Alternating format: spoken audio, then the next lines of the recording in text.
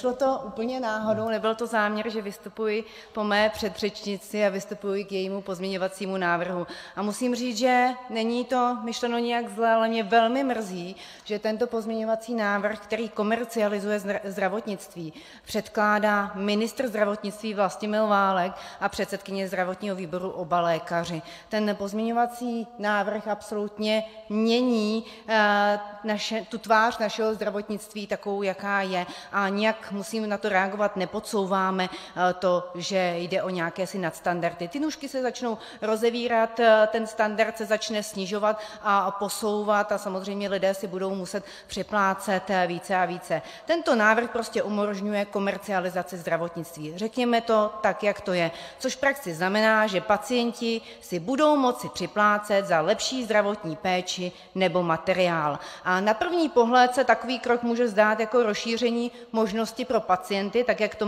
má předřečnice sice řekla, a jako takový způsob, jak zvýšit kvalitu péče pro ty, kteří si to mohou dovolit. Nicméně je nesmírně důležité čelit těmto změnám s pečlivým uvážením a také se podívat na to, jaké to bude mít důsledky.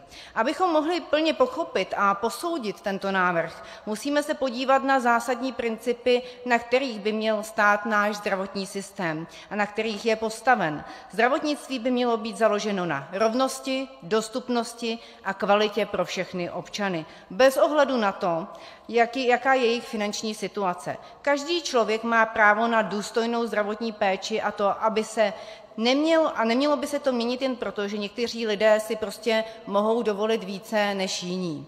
Komercializace zdravotnictví a zavádění v uvozovkách takzvaných nadstandardů nese sebou riziko prohlubování nerovnosti ve společnosti. Může dojít k tomu, že se vytvoří dvě rozdílné úrovně zdravotní péče. Jedna, která bude dostupná všem, což bude nějaký standard, ale s nižší kvalitou, a druhá kvalitnější, dostupná pouze těm, kteří si to prostě finančně můžou dovolit. To by vedlo k segregaci ve zdravotní péči, což je v rozporu se základními principy solidarity a spravedlnosti, které by měly být pilířem našeho zdravotního systému. Musíme si taky položit otázku, zda tento návrh skutečně slouží zájmu pacientů, nebo zda je spíše ve prospěch komerčních subjektů, které chtějí vydělat na lidském zdraví. Zdravotnictví, prosím vás, není trh, nejde přece o nakupování zboží, jde o zajištění základního práva na zdraví a důstojnost. Návrh komercializace dává přednost zisku před potřebami lidí a může vést k tomu, že se stane pouhým obchodním artiklem.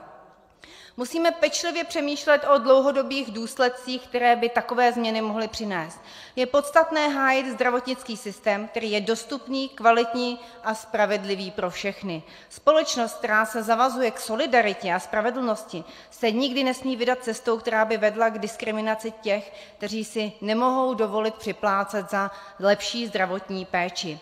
Apeluji na všechny, kteří jsou v této sněmovně, a vystoupím určitě i ve třetím čtení, pokud se paní poslankyně také v podrobné rozpravě přihlásí ke svému pozměňovacímu návrhu, aby zvážili, jaký typ zdravotnictví si přejeme pro naši budoucnost. Jakou společnost chceme skutečně budovat. Jestli společnost, která staví na solidaritě a vzájemném partnerství, nebo společnost, kde je vše zmíněné a nahrazeno chamtivostí a nerovností. Myslím, že odpověď je zcela jasná. Zdravotnictví by mělo zůstat veřejnou službou, jejímž cílem je pečovat o zdraví všech občanů, nikoliv podporovat výhody jen těch, kteří si to mohou dovolit.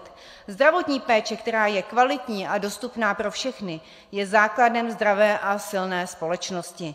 Nenechme si to vzít, co jsme v našem zdravotnictví dosáhli, a neusnadňujeme cestu tak k tomu, která by mohla mít nevratné důsledky pro nás, pro všechny. Protože jakmile tohle jednou schválíme, tak cesty zpět nejde, protože jak jde o peníze, tak se ty hranice začnou naopak posouvat. Naše zdraví a budoucnost a náš zdravotnický systém závisí pouze na nás. Pacienti ať si připlatí za lepší toaletní papír, lepší jídlo, jednolůžkový pokoj, já proti tomu nic nemám, ale to, jakou mají léčbu, jaký materiál, to má přeci rozhodovat lékař na základě jejich zdravotního stavu. A měl by vybrat vždy tu nejlepší možnost, kterou budou mít. A nemá o tom rozhodovat to, jak kdo má nadětou peněženku. A to, omluvte mě, ale to vy tady přesně zavádíte. To, že si někdo bude moct za něco připlácet, že to bude mít lepší. Přece člověk by měl dostat to nejlepší, proto se ta medicína vyvíjí vyvíjí, a proto má mít tu možnost, aby dostal co nejlepší zdravotní péči, protože jen zdravý člověk přece může pracovat a může platit daně a nemělo by to být rozděleno tak, že si tu nejlepší péči může dovolit jen ten, kdo má peníze. Děkuji.